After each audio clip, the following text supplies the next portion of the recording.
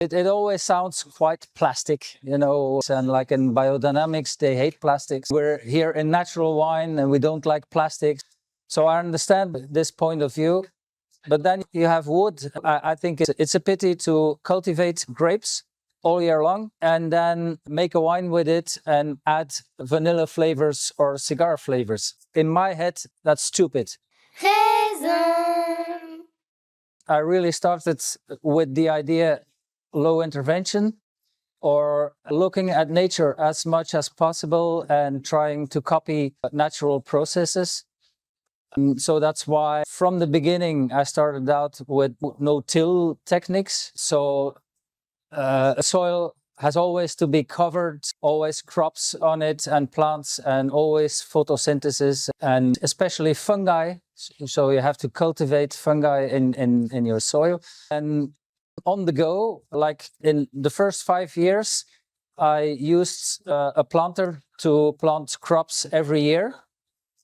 So we tried that for 5 years, and then I realized it is also some way of manipulation. So there I thought, well, what if I just sell off the machine and we don't do anything anymore? And the result is that in that case, you get a natural vegetation which fluctuates and changes over the years and tells you things about your soil. When everything is wild, it depends on the plants you see. Who can tell you whether there's too much water there or too much compactation or things like that? So from the get-go, I didn't want to use any pesticides. And everybody here will tell you we don't use pesticides, but everybody uses fungicides. And over time, we learned that fungicides will be far more devastating for nature than we thought in the beginning, because everything is held together. In biology, everything is held together by fungi. So now we know all these fungi living in the soil and making contact with the root system of your plants and the trees and everything. So I wanted to preserve all that. So using Bouillie Bordelaise, for instance, was not one of my options. So when you don't want to do that, you can change things in the culture, but if you don't change the genetics, you're lost in advance. So I couldn't do what I do now with Vitis viniferas. It's simply impossible. So you lose everything. You have one vintage every 5 years, and all the rest goes bad, and so on. So I needed another DNA than Vitis vinifera. And then, of course, you have to start making choices, searching for things. So I went out to wine growers that already worked with PIWI grapes. These are the hybrids from modern times in Germany and every Switzerland and Austria and Italy. I started tasting these things, and more, you will always, with the PIWI grapes, you will always have this little kind of greeny taste somewhere in there. But the way I did it, it worked pretty much well. So on purpose, I decided to make complantations of between 4 and 8 different grape varieties. And we harvest everything at the same moment, and it all ferments together.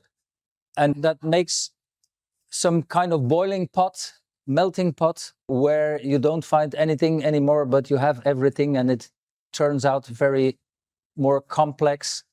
At the time where I decided to go to use HDPE tanks, I was actually investigating amphora and concrete tanks. But there we saw that in amphora, you don't have any control over the clay that is being used. So you can have lots of heavy metals in there. Same thing with concrete, and concrete is calcium-based compound. So you put an acid in there and you literally eat out the concrete into your wine every year.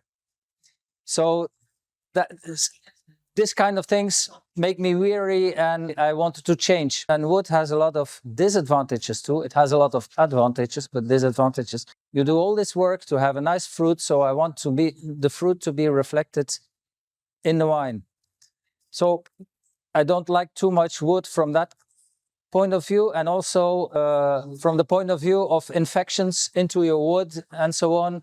But your wood gives this nice micro-oxygenation over time in aging and so on. So that's the thing in wood I like.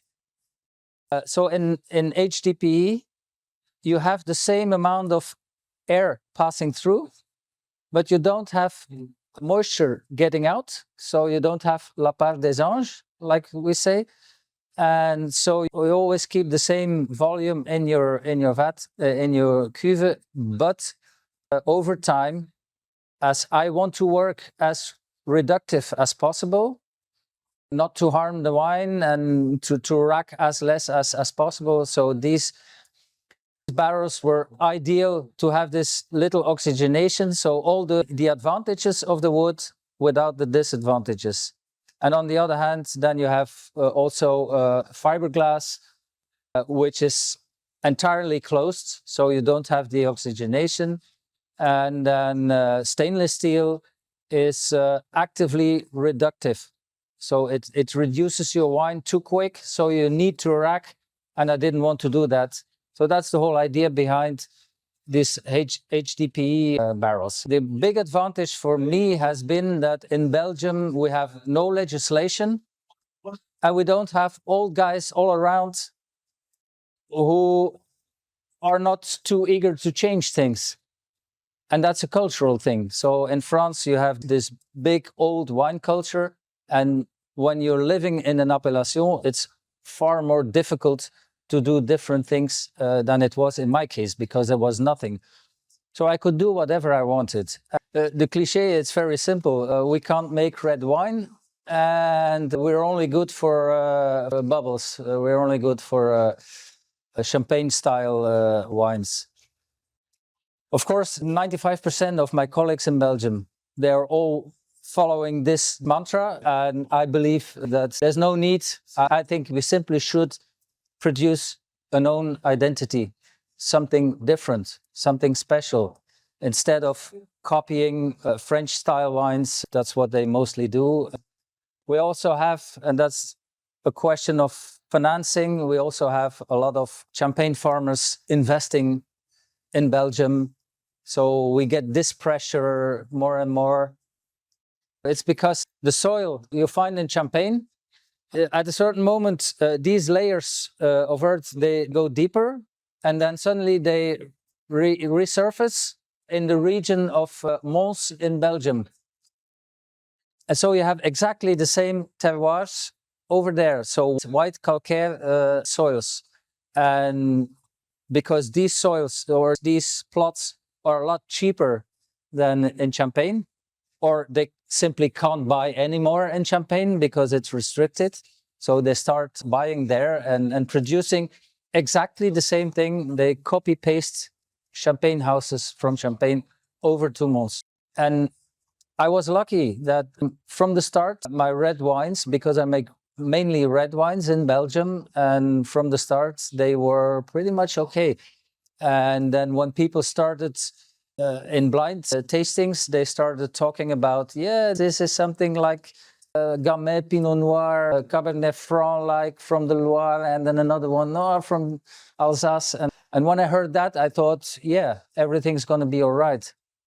I think me and my colleagues in natural winemaking in Belgium, we can push our niche, and that's a good thing. And all the other ones will make the same thing as we have ever made. And in my opinion, creativity should be part of winemaking.